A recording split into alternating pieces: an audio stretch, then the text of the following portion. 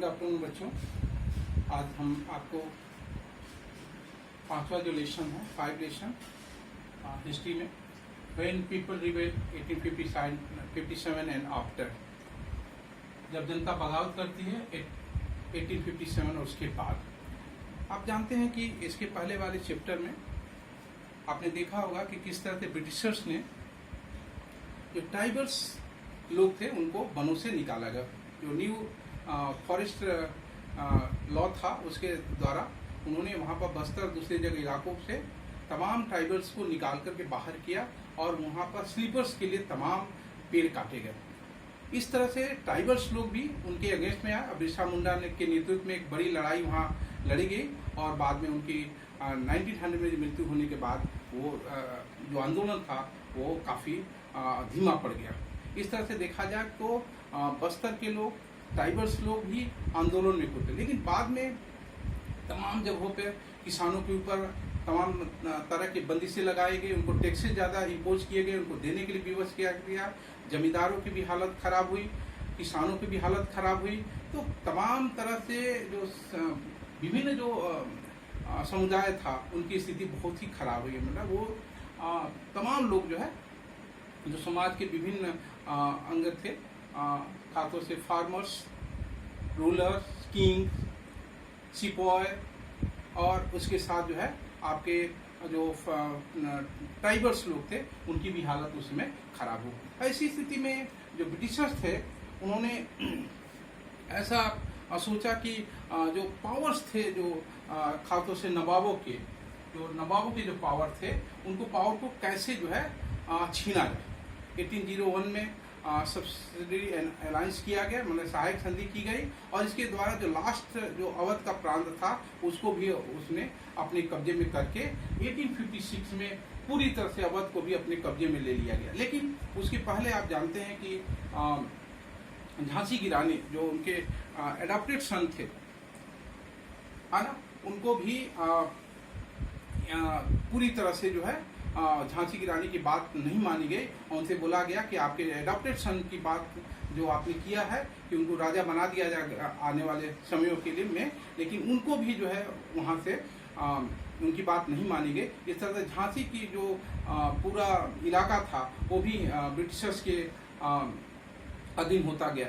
और दूसरा जो शिवाजी बाजीराव सेकेंड के दत्तक पुत्र नाना साहब जो कि कानपुर में उनकी रियासत थी, उनको भी वहाँ से हटाने का प्रयास किया। उनकी जो मांग थी, एक डिमांड थी कि इनके पेशवा बाजीराव सेकेंड की मृत्यु के बाद after death of the Peshwa Bajirao जो पेंशन था उस पेंशन को भी उनको दे दिया जाए जिससे कि वो अपना काम कर सके। लेकिन इन सब तमाम बातों को उन्होंने माना नहीं और इस तरह से एडॉप्टेड नीति अपनाई गई।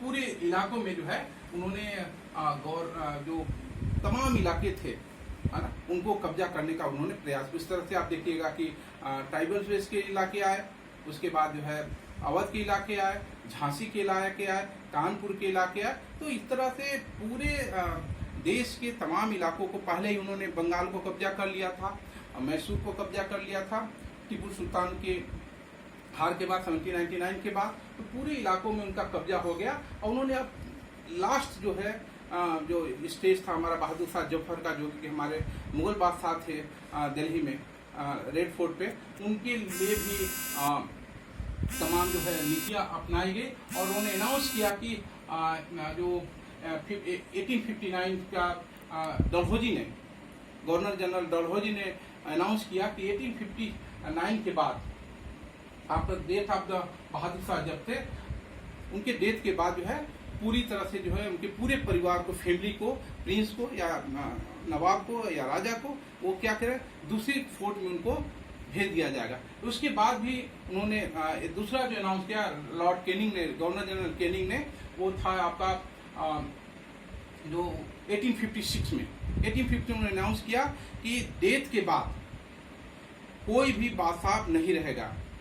यानी कि बहादुर शाह के डेथ के बाद उन्होंने कहा कि ये लास्ट हमारे मुगल एम्पायर है, इसके बाद कोई भी मुगल एम्पायर नहीं रहेगा। तो इस तरह से लॉर्ड डलहौजी ने उनके डेथ के बाद अनाउंस किया कि वहाँ पे जो उनके फैमिली मेंबर रहेंगे उनको दूसरे फोर्ट में कर दिया जाएगा।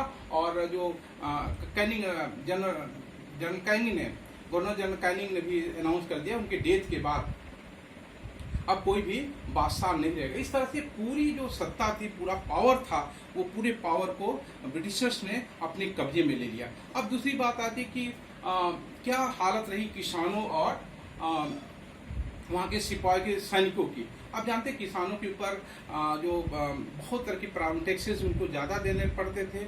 उसके साथ जो है वो मनी लेंडर से पहले लोन लेते थे, मनी लेंडर के बाद जमींदारों से लोन ले लेते थे और उनको फुलफिल करने में उनको बहुत ज़्यादा प्रॉब्लम होती थी किसानों को।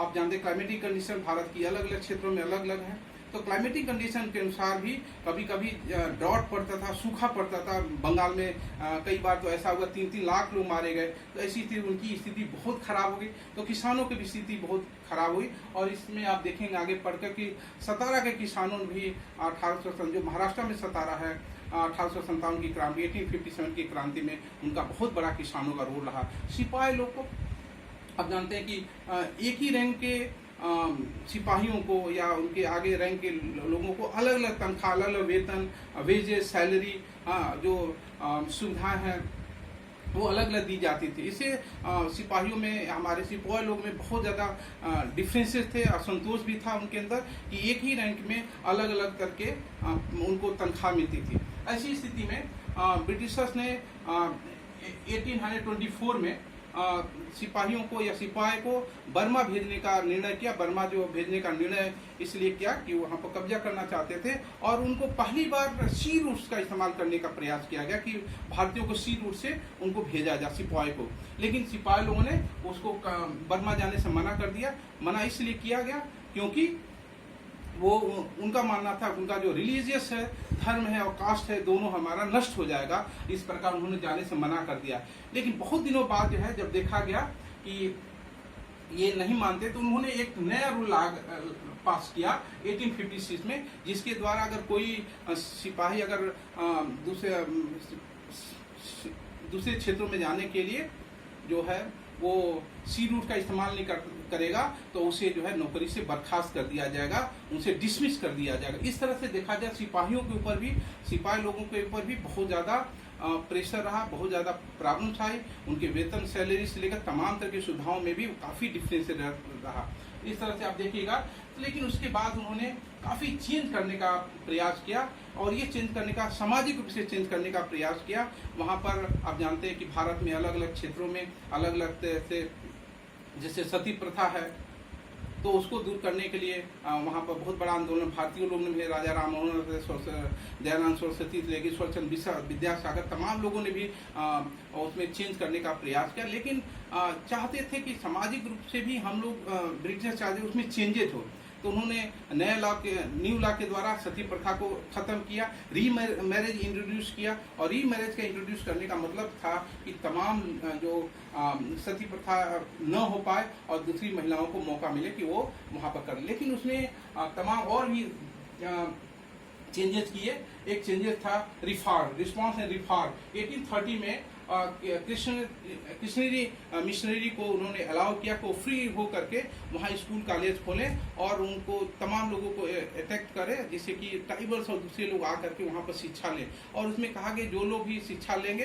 तो उनको क्या होगा, उनको फ्रीडम मिलेगी, उनको लैंड्स मिलेगा, उनको फ्री एजुकेशन मिलेगी। इस तरह से उन्होंने तमाम तरह से जो क्रिश्चियन मिशनरी थे उनको जो है वहाँ पर अलाउ कर दिया कि वो फ्री एजुकेशन वो इंट्रोड्यूस करे और वो उनको पढ़ाई लिखाए। लेकिन साथ में 1850 में एक नया लॉ कन्वर्जन लाया, कन्वर्जन, जिसमें क्रिश्चियनिटी को बढ़ावा देने के लिए जो लोग भी अगर क्रिश्चियन धर्म अपनाते थे, रिलीजियस अपनाते थे, तो उन लोगों को क्या होगा, फ्री लैंड मिलता था, उनके ऊपर किसी तरह बंदिशें नहीं होती थी, उनके पावर बनाए रखे जाते थे। इस तरह से देखा जाए कि भारतीय लोगों को भी धर्म परिवर्तन के लिए उन्होंने बात किया। यानी कि अगर देखा जाए किसान उसमें प्रभावित हुए, नौजवान प्रभावित हुए, साथ में सिपाही लोग प्रभावित हुए। सिपाही लोग के साथ जो है तमाम जो है जमींदार हैं, लैंडलॉर्ड्स हैं, ये तमाम लोग भी, और जितने भी हमारे